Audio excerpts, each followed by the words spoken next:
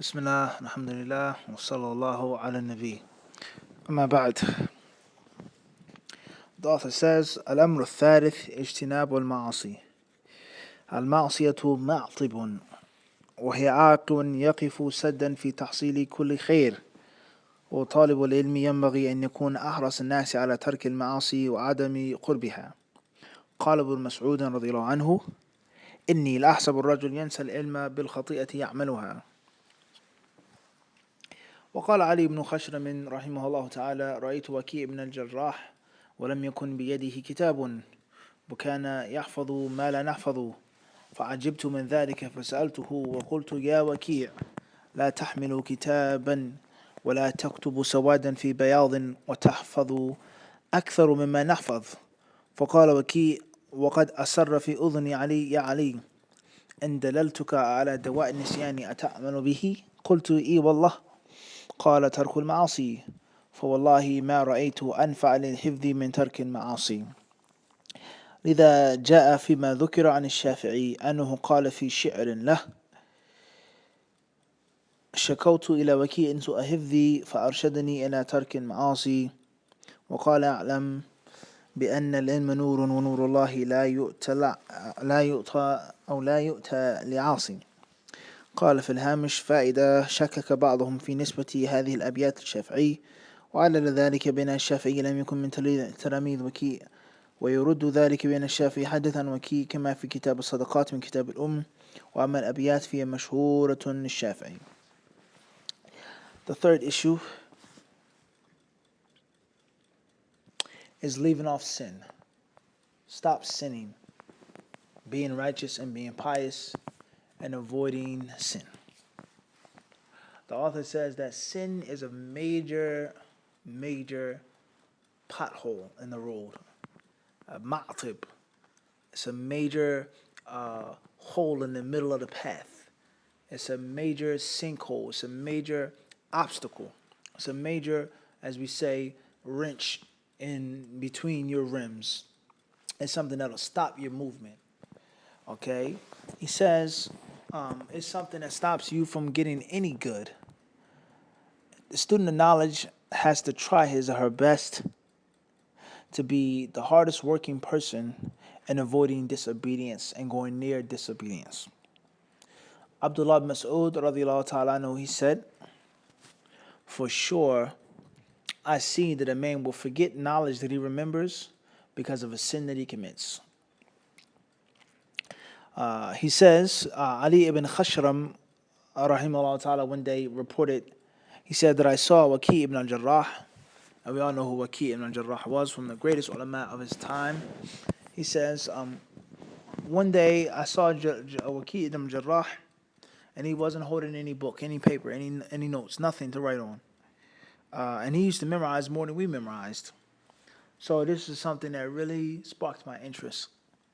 So one day I went up to him saying, "Oh, Waki, you never carry a book, you never write down anything, and you memorize more than we do." So Waki, he pulled Ali close and he whispered to him in his ear, and he said, "Oh, Ali, if I tell you my secret, if I give you the cure to forgetfulness, will you take it? Will you implement it? Will you take my advice?" He said, "Of course, by Allah, I swear I'll take it." He said, "Sins, stop sinning. Wallahi, there's nothing that I saw which was more beneficial for one's memory than leaving off disobedience to Allah subhanahu wa ta'ala." The author then concludes this section by saying, it's mentioned that Shafi'i rahimahullah ta'ala said in a few lines of poetry that I went to Waki and complained about my poor memory. He instructed me to stop disobeying Allah.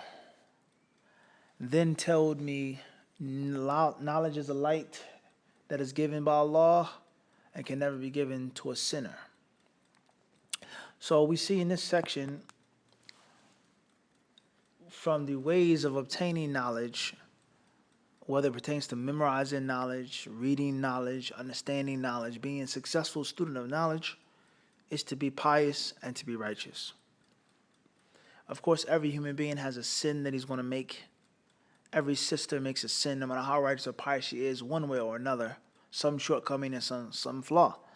As is mentioned in the Hadith of Anas and others, كل بني آدم خطاء وكل أو وخير الخطائين التوابون أو كما جاء. The Hadith says all of the children of Adam are sinners. كل بني آدم خطاء. And the best of those who sin are those who make repentance. Everybody's going to have to make a shortcoming one way or another. But what's meant here is abundantly disobeying Allah, time after time, sin after sin, day after day, week after week, month after month, year upon year of disobedience to Allah subhanahu wa ta'ala. Without a doubt, it's going to totally demolish and destroy your memory. Now, these great ulama of the 1st century, the 2nd century, the 3rd century, the 4th century, if they're saying this, and they didn't have television, they didn't have satellite dish, they didn't have a magazine, a newspaper, a smartphone, there was no university, there was no community college, there was no concept of a drug industry, an alcohol industry, a porn industry, a movie industry, a music industry, okay, a cigarette and tobacco industry, all right, and the list goes on and on and on and on, in which they made mass production of weapons, guns, and tools of violence and destruction in abundance. And any example that you want to think about, you can say, if that didn't exist during their time, and they said leave off sins because it would destroy your memory, then what about today? What would Abdullah bin Mas'ud say if he walked down the street today? If he walked inside of a Muslim's home today? If he picked up someone's iPhone or someone's Galaxy or whatever the case may be, what would he say? Someone who says that they're a student of knowledge, a scholar, an imam, what would he say? What would Ali bin Khashram and Waqi' and Shafi, what would they say today? Wala hawla wala quwwata illa billah. Obviously, their times were different. Everything was different from now and from then. And this is a very important point, not just pertaining to sins and disobeying the law, but when we read the different classical books and the stories of the past, and many things seem far-fetched in their time that they did with regards to hours, or with regards to distances, with regards to numbers of hadiths and things they memorized. How long did he recite this in one rak'ah, and so on and so forth. And the same applies to our time. If they read and they saw some of the things that we accomplished in the 20th century, the 21st century, they would be shocked as well. But it is a reality. But one of the main important things that I want to get across to the listener is that a lot of things you can't even begin to understand and comprehend because of simple basic inventions that we have, such as electricity, such as running water, such as the air conditioner. Can you stop and just think about air conditioning? You stop and think about refrigeration. You stop and think about heat and air. Okay, you start thinking about running water. You start thinking about all of these basic, simple necessities of life today. You would not get a car if it didn't have air conditioning. You wouldn't get a house if it didn't have central heating, and you just wouldn't get it, period. Just imagine back then those things did not exist. They were unheard of, unthought of. So when you want to compare life now and life then, some things you can compare. Certain things have remained the same. Man has not changed. But the lifestyle is uncomparable because of just the sheer fact of a refrigerator. You can take meat, put it in your freezer, and freeze it for a month. And stock up, not your refrigerator or freezer, but you actually get a deep freezer, as they say, in your household, and have a supply of meat in your freezer for a month. In other words, if a person say, I'm going to lock myself inside of my house, I have all of the food, I have all of the water, I can use the bathroom, I have running water, hot shower, I can do everything I need for 30 days without leaving my home. Nor without any type of slave or servant or any type of someone that's looking after me and taking care of it. I can do everything myself with a refrigerator, a stove, an oven, a microwave. I don't need anyone for 30 days. And longer than that, but let's just say 30 days. you can't even begin to understand that that was basically impossible in that time. There was no such thing as preserving meat unless you salted the meat and smoked the meat. There was no such thing as having unlimited source of water, unlimited light. There didn't exist. There was a candle, there was a torch, there was a light at nighttime that had to be lit, that needed oil, that needed fuel. There was fire, there was smoke, there was exhaust, there was soot in a chimney, and the list goes on. So when you start talking about the modern era and the past, it's oftentimes, many people, they become bewildered, and they may have doubt about certain historical facts. In Islam, you can't even understand how things were because they didn't have what we had today. There was no such thing as everybody having a wristwatch. There was no pocket watch. There was no smartphone in which everybody knew what time it was. In other words, the night, the daytime, weeks, months, years, they moved differently because you had to look at the sun. You had to look at the moon and stars for navigation and direction. So someone could read, could study, could pray. There was a longer sense of time than how it is nowadays. Khairan, inshallah. So therefore, this piece of advice for the student of knowledge is to stop sinning. People ask questions, how to read a book, how to study, what university to go to, who can give me a tazkiyah. But how many of us sit down, look in the mirror, and say, how many sins have I not repented for? How many bad habits, which are sins that I do on a daily basis, when I open up my phone, or my computer, in my car, in my house, in my bathroom, in my kitchen. We have to recollect, we have to bring ourselves to account. The concept of disobeying Allah subhanahu wa ta'ala, and how, as the people of knowledge say, disobeying Allah makes a person stupid, and it makes his mind blunt. Al-Amr al-Rabi' qira'atu siyar al-ulama. The fourth piece of advice is to read the biographies and life stories of the people of knowledge. وهذا الأمر من أنفع الأمور. He says here, this is from the most beneficial things for the student of knowledge. From the most beneficial things that a student of knowledge can engage in. فاقرأ كتاب التراجم لحفاظ العلم وعلماء الحديث وغيرهم ترى فيها عجبا ولولا الأسانيد وتواتر الأخبار لكذبت بعض الوقائع لأن الإنسان يقف مبهورا متعجبا من قوة عزيمتهم وعظيم فهمهم وتأليفهم. He says, and when you read these books, when we talk about the huffaz, the master memorizers, the geniuses of hadith, you read these other ulama, these qurra, these fuqaha, you'll find things which are almost impossible to believe, like we just said. Almost impossible to believe. And if it wasn't for the fact that we have the chains of narrations, and if it wasn't for the fact that things become so well known, this is well known, tawatur, mass narration, then many of these things you would say this is a lie. It's impossible for this man to have read this much and to traveled like this and made hajj this amount of times and went to this muhaddith's house, and it's impossible. That doesn't exist. He says if that wasn't the case, for the information being scientifically passed down, we say these people are lying or exaggerating. He says that's because a person, when he reads these books, he's just totally blown out of the water when he sees how strong their determination was and how penetrating their understanding was and how prolific writers they were. وكتب التراجم كثيرة ومن أنفعها تذكرة الحفاظ وسير أعلام النبلاء كلاهما للإمام الذهبي ناهيك عن كتب طبقات تراجم المذاهب.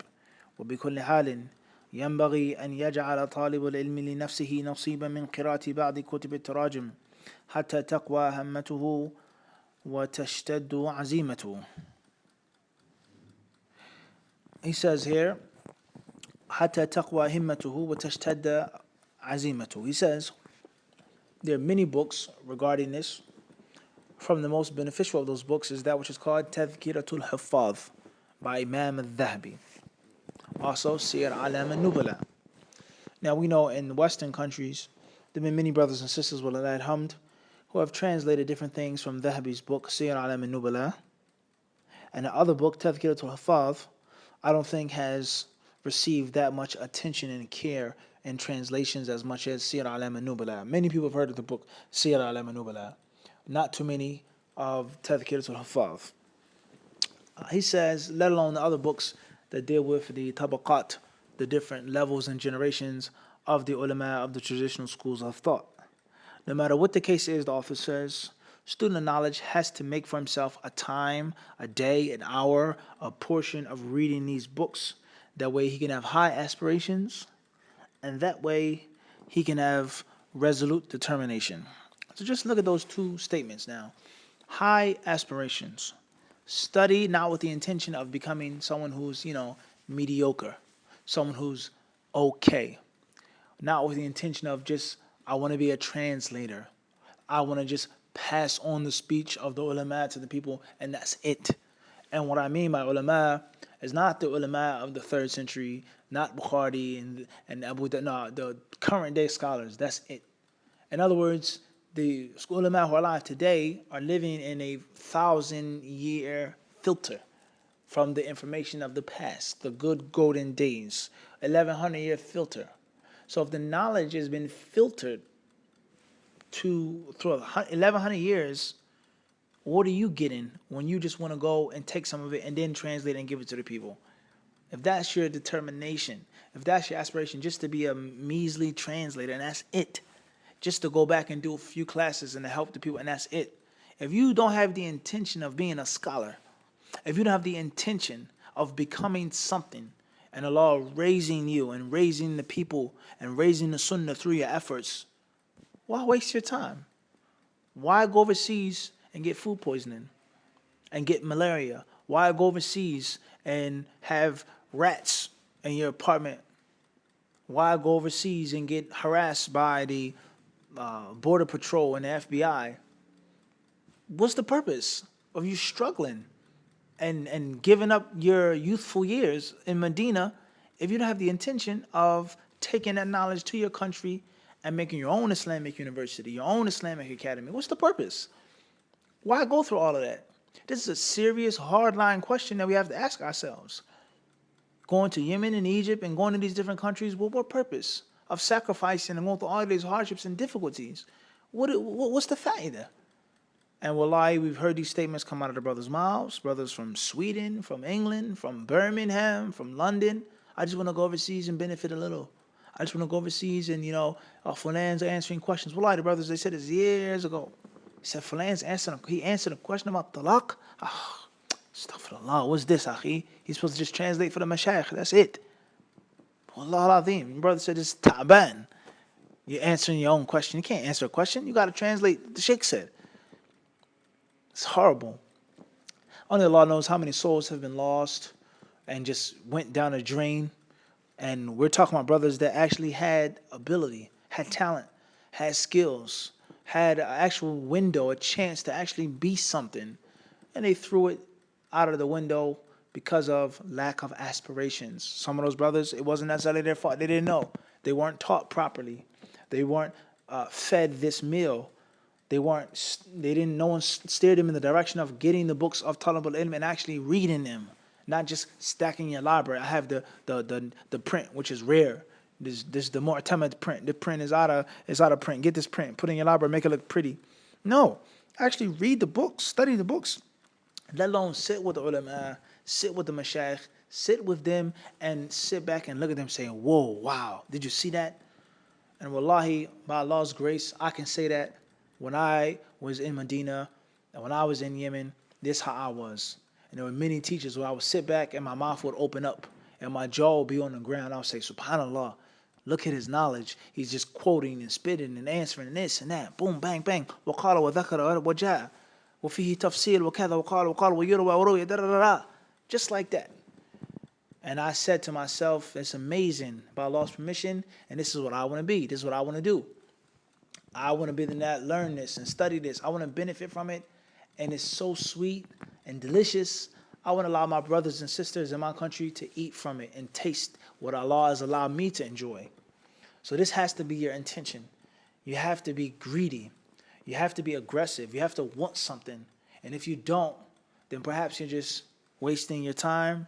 And it's much more than just wasting your time, but it's terrible when Saudi Arabia is paying thousands and thousands and thousands of dollars for your education, for your plane tickets, for your lodging, for your school, for your books, for your stipend. They give you so much money, full paid scholarship, for you to just say, I want to go back to my country and teach a few classes, and that's it. I'll have a normal, regular job.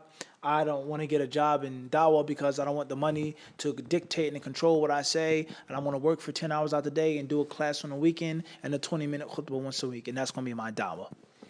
That's horrible. And those who do try to do something and do try to have some type of aspiration, who want to take it to the next level in America, bi'idhnillah, in the UK, in Canada, bring those brothers down and talk about them. He's this and he's that and he's mutakabbir and he's arrogant and he's full of himself and he thinks that he's this and he's that and he's this and he's that. That's sad. We ask Allah Azza wa Jalla to help us all. Moving forward.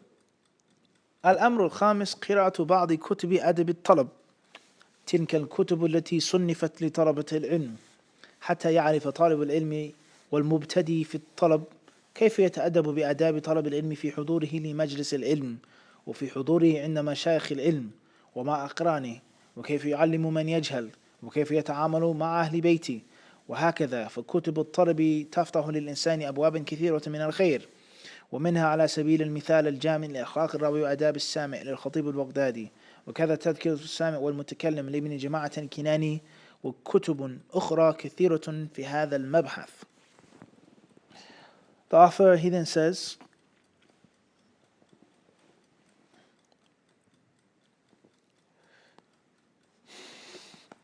the next point is to read the books of the etiquettes of seeking knowledge. Read the books of the adab of seeking ilm. Not the tarajim, the biographies or life stories, but the actual adab and the akhlaq, the do's and the don'ts. He says these books were written for the students of knowledge, for the beginner and the intermediate, the one who's just embarking on this path, to know how to behave and how to conduct himself or herself, how to sit in a class, how to sit with the scholars, how to be with your friends, your contemporaries, your colleagues, how to teach those who are ignorant. Listen carefully. He says yu'allim, to teach. It doesn't just say yutarjim, to translate, but to actually teach, for you to know yourself. He says, how is one to behave with his family, your wife, your children, your stepchildren, your father who shaves his beard, your mother who doesn't wear hijab, your brother who doesn't pray. How do you behave with them when you come back after your first year from Medina? You're all kuffar, you're all going to the hellfire. Some brothers, they do this. How do you behave with your family members? Do you keep a closed mouth, turn a blind eye? You don't give them any advice, you don't tell them anything? What do you do?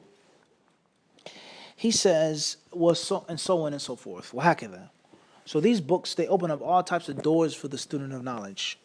And from these books, an example of them is that which is called Al-Jami' لأخلاق الراوي وآداب السامع of Al-Khatib al-Baghdadi. The book has been printed and edited and annotated in 2 volumes.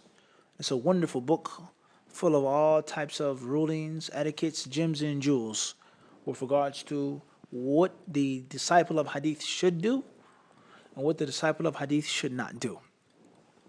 He says another book is that which is called Tadhkirat al-Sami' wal-Mutakallim of Ibn Jama'a al-Kinani, which is considered to be one of the greatest books of the medieval era with regards to the adab of talab al-ilm. And it's considered to be a thorough, concise, beautiful summary of the previous books as well, with his own unique writing style. He says, and there are many other books regarding this. So, just like we've mentioned in the many classes and the many lectures, a student of knowledge from the sections in your library has to be Kutub at-Talab, Kutub Adab at-Talab. All right, whether it's the book of Ibn Abdul Barr, Jami' Bayan al-Ilmi wa Fadlihi, whether it's the book Sharaf Ashab al-Hadith of Khatib al-Baghdadi, Naam, whether it is the book, let's say for example, Akhlaq al-Ulama by al-Ajuri, Fadl ilm al-Salaf ala ilm al-Khalaf, Ibn Rajab, okay, Shar Hadith Ma Dhi'bani Ja'iyani, the 2 wolves, hungry wolves, the modern day books, Al-Hilya of Sheikh Bakr Abi Zayd, Kitab al-Ilm of Sheikh Ibn Uthaymin, النبذ, okay, في آداب طلب العلم, okay, Hamid ibn Uthman from Kuwait, one of the most excellent books written in the modern time, all right, and there are many other books that the modern day ulama, mashayikh, and talaba have written on the topic of what to do and what not to do.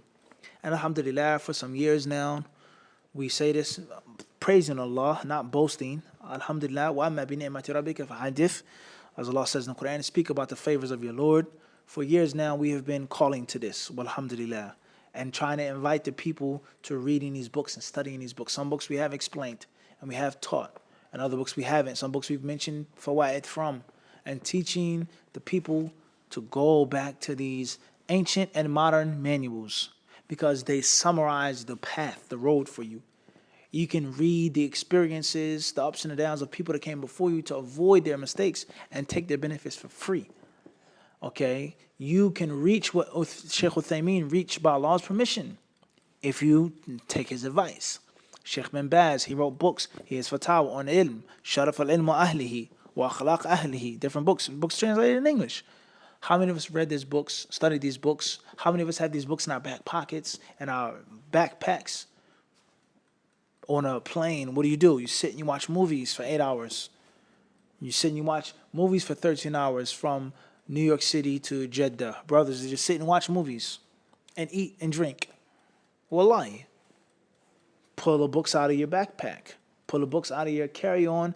Read, and read. And you'll find out with regards to, can I seek knowledge? And my parents are telling me no. A very commonly asked question. Sisters ask questions. How can I seek knowledge? I'm a woman. It's unfair. What advice do you give to women? It's in those books. What do your parents do? Your husband trying to stop you? Can you get married and be a student of knowledge at the same time? It's all in those books. And by Allah's praise, alhamdulillah, we were influenced heavily by these books. Alhamdulillah, when we read them in overseas and when we continue to read them now, back in America, okay, and we were influenced and inspired by these books. And we wanted to pay off a small piece of a large debt that we owe by making our own contribution and our own addition to the Islamic library. And it wasn't just a carbon copy of those books, but walillah alhamd, it was a very unique and special book that we wrote called 40 Hadith on Seeking Knowledge. And also 40 Hadith on Seeking Knowledge, Volume 2, which it's not in print yet, but it's going to be in print soon. The book is finished, walillah alhamd. It's been written, it's been edited, it's ready to be printed soon, inshallah ta'ala. Okay, we added to this legacy, okay, of trying to imitate and trying to copy those great ulama. And it's only fair. Just as Nawawi contributed, just as Sheikh Uthaymeen contributed, it's upon us to contribute. And not to just say, let's just stop and we're just going to translate. We're not going to do anything. We're not going to make it. No, it has to continue. It's a wheel that never stops. Once the wheel begins to spin, it never stops. The legacy of knowledge doesn't stop. Khairan, inshallah. Al-Amr al-Sadis, the sixth issue, مجالسة المتميز في حفظه وفي فهمه وفي قراءته. He says that sitting with someone who's extremely skilled, someone who's special, with regards to their understanding, their memory, and their reading. ويجمع هذا مجالسة من ترى حرصه على طلب العلم ذلك لأن أصحابك ليسوا سواء فهم يختلفون في عنايتهم بالعلم حفظا وفهما وقراءة ومحافظة على أوقاتهم وتميزا في تعبدهم وتميزا في سلوكهم فاحرص على أن تلازم من تشعر أنك تستفيد منه علما وخلقا وزيادة في همتك. Listen to this point. He says it's to sit with people that are special with regards to their diligence upon knowledge. He's not talking about sitting in classes with the ulama and the mashayikh. He's talking about your friends, your colleagues, and your classmates, and people that aren't necessarily that close to you, but they're not that far from you. In other words, someone that you can actually have a relationship with, and not necessarily someone who is way out of reach like a scholar. Now, we don't want no one to misunderstand or misconstrue and say he's saying don't sit with the scholars. He's saying the scholars are out of reach. We're not saying that. But we're talking about a reality of a scholar being a grown man, 60 years old, 65 years old, 50 years old. Those that are younger. He has a wife, rather 2 wives in Saudi, 3 wives. He has children. He teaches at the university. He does class in the Prophet's Masjid. He doesn't have a world of time for you. But you can become fortunate, quote unquote, lucky by someone who's not that old, someone who's younger, someone who isn't on that super high, super duper superstar level like that, but he's mutamayyiz. In Yemen, they will call this person mustafid. They will call him mustafid, someone who he's still studying himself, but he can have his own halaqah now. He has ijazah in a couple of books. He's finished a couple of books in each subject. He's not the average student of knowledge anymore. He's a notch above now. He's past the middle stage. He's not fully like Sheikh Fulan and Sheikh Alan, Sheikh Yahya al-Hajuri, Sheikh Muhammad al-Imam, Sheikh Abdul Aziz al-Bur'i, Sheikh this one and that one, okay? The big shots there, okay? Sheikh Abdul Wahab Shamari, this one and that one, the big shots, whether they were in Damascus or other places, Hudaydah, Ma'bar, wherever they were, okay? Wherever they were.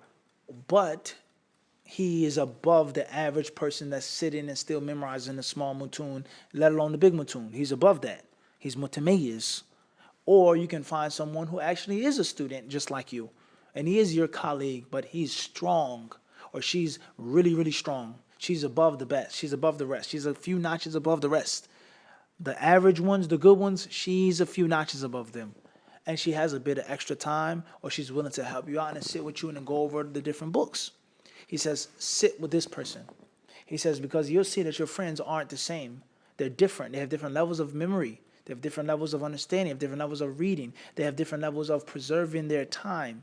Some of them waste time. Like we said, on a 13-hour flight, some people watch movies.